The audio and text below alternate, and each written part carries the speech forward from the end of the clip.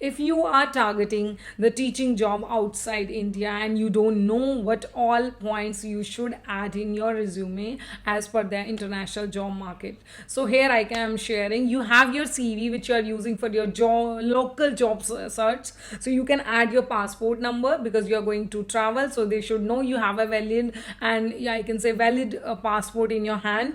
So mention your passport number and the validity of the passport number. Second one is, must mention the extracurricular activities or the experience you have. Maybe you prepare participated in any fest, you are a good robotic teacher, you can teach abacus, any extracurricular activities you can conduct or you did achieve in your college time, which you can add in your CV. That will be a great go. Next one is, must mention the local language level. If you're going to target a country, you should know the local language a bit, so you mention what level of proficiency you have in that language.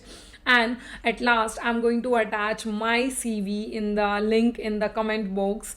But I want a like for this video, and if I'll get 100 like, I will post the CV template today only, the link in the comment box, and you can use that to prepare your CV and you can modify it as per your demand. That's all for today. Have a nice day. Good luck.